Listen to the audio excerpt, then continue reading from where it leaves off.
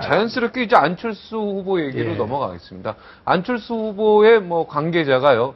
안철수 후보 본인 얘기는 아닌 걸로 아는데 정당을 일단은 정권을 잡은 후에 정당을 만들겠다 이런 얘기했단 말입니다.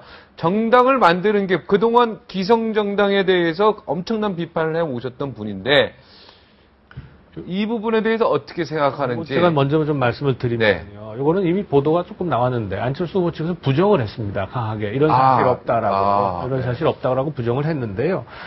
따라서 만약에 지금 이제 우리가 전제로 하는 것은 대선 후에 이런 정당을 창당한다라고 하는 걸 그런 걸 했다라고 그런 계획을 하고 있다라고 하는 전제로 말씀을 드린다면 아까 말씀드린 것처럼 안철수 후보 측에서는 부인을 했지만 그렇다면 좀 상당히 문제가 있는 인식이다 이렇게 보여집니다. 지금 예상은 뭐냐면 대통령에 당선이 되면 일단 그러면 지금 민주당이나 새누리당 쪽에서 소위 정치 쇄신이나 개혁을 요구하는 젊은 정치인들이 있을 거다. 그래서 이 사람들을 규합을 해서 새로운 정당을 창당을 해서 아주 쉽게 얘기하면 정계 개편을 하겠다라고 하는 거거든요. 그런데 우선 그렇게 그 사람들이 그 안철수 후보에 그냥 그대로 그냥 동조할 것인가라고 하는 것도 의문이고 또 하나는 일단 국회의원에 당선된 사람은요, 무소속 대통령한테 아무런 그야말로 연고도 없고 빚도 없고 아무것도 없습니다. 그런데 지금 다수의 의석을 가지고 있는, 여야가 사실은 합치면 안철수 만약에 대통령이 된다면 안철수 대통령이 뭔가 잘못한 일을 한다.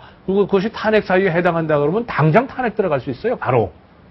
그렇지 않습니까? 그 인원수가 굉장히 많기 때문에. 네. 예. 일단 부인했던 부분은 그 이후에 당을 만들지 않겠다는 것이 아니라 현재 기획하고 있지 않다. 뭐 신당 창당을 기획하고 있지 않다.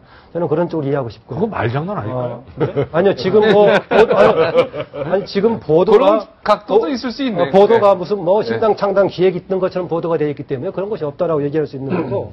그리고 무소속 대통령의 한계를 지적하는데 저는 혹시 대선 당선되는 과정에서의 무소속 대통령이 어떨까?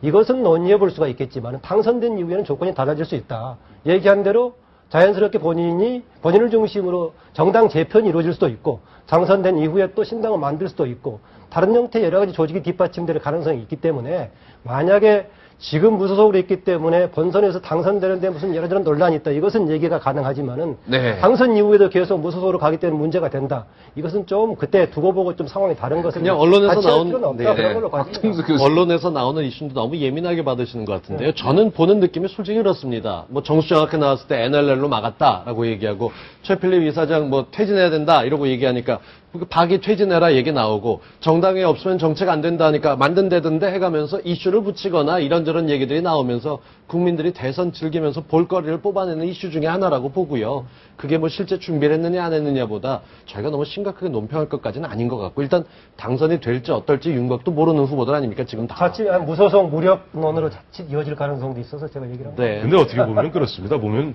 우리 국민들이 안철수 후보에 1년 동안 안철수 바람이 불었던 가장 큰 이유는 정당 혐오 정치 불신이거든요. 그런 정당 혐오 정치 불신의 바탕에 지금 안철수 바람이 여태까지 오고 있는데 갑자기 또 안철수 후보 측에서 오늘 뭐 신문 보도 내용대로 뭐 이거 끝나고 대선 끝나자마자 새누리당 민주통합당 의원들 뽑아내갖고 그게 뭐 철새 정치인들이거든요. 뽑아내서 뭐 당 만들겠다 그러면 별로 그저 득표 전략에도 도움 안 됩니다. 하나 제가 조금 덧붙일 건 이런 거예요. 짧게 얘기해 주시죠. 안철수 후보가 지금 계속 숙제를 내고 있잖아요. 정치 쇄신. 근데 그 숙제를 또 민주당 쪽에서 지금 착착 받아서 하고 있단 말이에요. 이거 지금 우리가 어떻게 봐야 될 거냐? 이게 참 대단히 어떻게 이거 어떻게 봐야 됩니까? 이게 지금 민주당이 다 받아 적으면서 하고 있습니다. 네, 지금 민주당이 그렇게 일을 잘하고 잘 받아서 답안지를 지금 내고 있는 거 아니에요? 근데 그 답안지가 틀렸다 그러면 또 이제 다시 작성해가지고 갖다 내고 하는 모습. 민주당이 그렇게 시킨 대로 잘하는 당도 아니고요. 내부 정리가 잘 안 돼서 이걸 숙제했다라고 보는 건 해석인데 그게 아니라고 보면 단순합니다. 딴 일에 사람들 보기에는 숙제를 한 걸로 보여요.